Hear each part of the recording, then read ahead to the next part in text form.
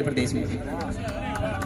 और देखिए भारत आदिवासी पार्टी है बीएपी। भारत आदिवासी। और देखिए ये जो बात कह रहे थे आप कि एक प्रोपोगेंडा सेट किया जाए, फिर उसको कैसे संचारित किया जाए, उसके लिए देखिए एक प्रोपोगेंडा या मतलब एक सपना दिखाया है कि एक भील प्रदेश बने।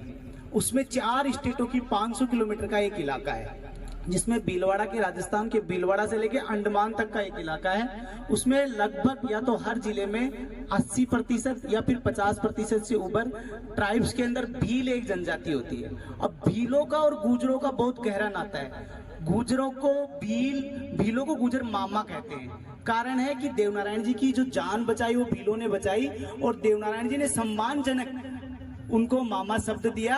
और देवनारायण जी के एक लड़का और एक लड़की हुई, लड़के का नाम भीला रखा और लड़की का नाम भीली रखी।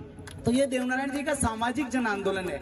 एक आप इसको स्टेडी तौर पे देखो, अवतारवाद एक अलग चीज है, उसको अगर अलग हटा के हम लोग बात करते हैं तो निश्चित तौर पे हम लोग एक बड़ी पार्टी, जिस प्रकार से हम लोगों ने वहाँ काम किया है, पार्टी बनाई, भील प्रदेश की बात की, पिछले 16-17 सालों से काम जो लोग कर रहे थे आदिवासी परिवार के रूप में, उन्होंने 10 सितंबर को पार्टी रजिस्ट्रेशन के बाद में काम किया।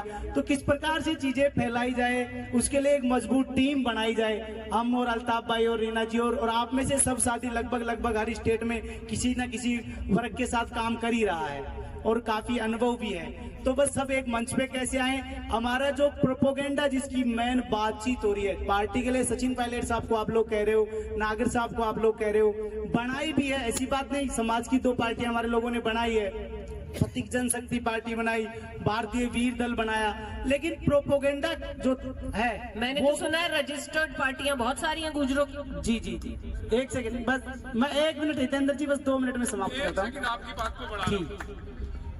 सम्मानित मंच और उपस्थित सभी सज्जनों को मेरा प्रणाम। मेरा जो रीना जी ने एक प्रश्न उठाया है वो परसेप्शन और प्रोपोगेंडा का है। आज प्रोपोगेंडा से परसेप्शन क्रिएट किया जाता है। आपका परसेप्शन है पर वो विचारपूर्वक है, क्योंकि आइडियोलॉजी के साथ है।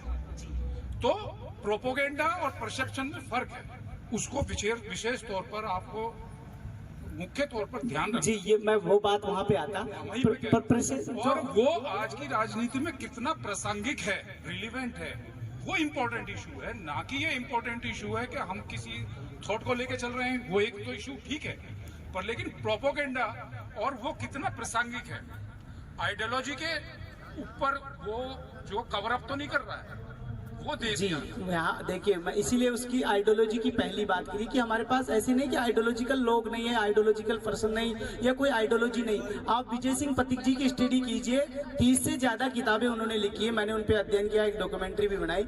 और उनकी एक किताब है तत्कालीन ब्राह्मण राजनीति, आप उस किताब को स्टडी कीजिए, तत्कालीन ब्राह्मण राजनीति को।